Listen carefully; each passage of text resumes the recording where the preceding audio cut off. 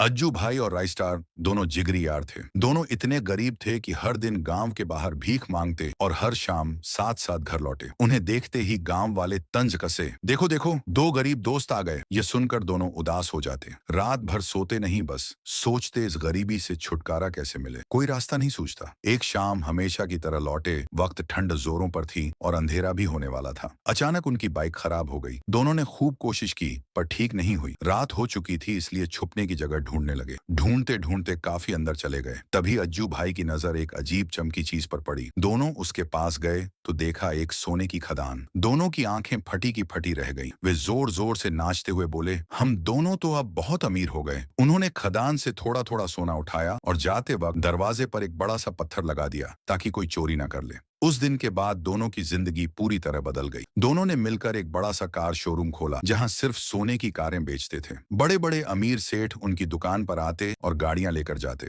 अब उन्हें किसी चीज की कमी नहीं थी। जो लोग उन्हें गरीब भिखारी कहते थे, आज वहीं उनके पास भीख मांगने आते। ये सब देखकर दोनों बहुत खुश होते, लेकिन उनकी खुशी पर एक शख्स की नजर थी। गांव का सबसे बड़ा गुंडा बबलू सेठ। वह बेरहम इंसान था, बेवजह लोगों को मारता पीटता। एक दिन जब बबलू गांव के बाहर से लौट रहा था, उसने अज्जू भाई और राइस्टार को सोना ले जाते देख लिया। उस दिन से वह रोज उस जगह सोना ढूंढने जाता, पर कुछ नहीं मिलता। परेशान होकर उसने प्लान बनाया। एक दिन जब राइस्टार सोने से गाड़ियां बना रहा था, अचानक सोना खत्म हो गया। वह जल्दी से अज्जू भाई के पास गया और बोला, अज्जू मेरे भाई, सोना खत्म हो गया। तुम जल्दी खदान जाओ और सोना लेकर आओ। अज्जू भाई गाड़ी में बैठा और सोना लाने निकल पड़ा। उसे क्या पता था कि उनकी बात बबलू सेठ सुन रहा था। बबलू ने अज्जू भाई का पीछा किया और कुछ ही देर में खदान के पास पहुंच गया। उसने छूके से देखा। अज्जू भाई धीरे से एक पत्थर के सामने खड़ा हुआ और बोला, खुल जा वरना राइस्टार आ जाएगा। ये सुनते ही पत्थर हट गया। ये सब देख बबलू बहुत खुश हुआ। दूसरी तरफ राइस्टार अभी भी अज्जू भाई का इंतजार कर रहा था। उसने कहा, ये अज्जू तो आने में बहुत देर कर रहा है। आखिर में परेशान होकर वह खुद खदान पहुंचा। अंदर जाकर देखा उसका दोस्त अज्जू भाई बेहोश पड़ा था। राइस्टार ने उसे उठाया और बोला, क्या हुआ अज्जू, तेरा ये हाल किसने किया? अज्जू भाई ने सारी बात बताई। मैं सोना उठाकर गाड़ियों में बाहर रख रहा था, तभी अचानक बबलू सेठ आ गया। मैं उसे देखते ही हैरान रह गया, लेकिन उसने मुझ पर हमला करके बेहोश कर दिया और खदान का सारा खजाना लूट कर ले गया। राइस्टार ये सुनते ही गुस्से से लाल हो गया। उसने अज्जू से कहा, तू हॉस्पिटल जा, मैं अभी उस बबलू सेठ को मजा चखा कर आता हूँ। दूसरी तरफ बबलू सेठ बहुत खुश था और बोल रहा था,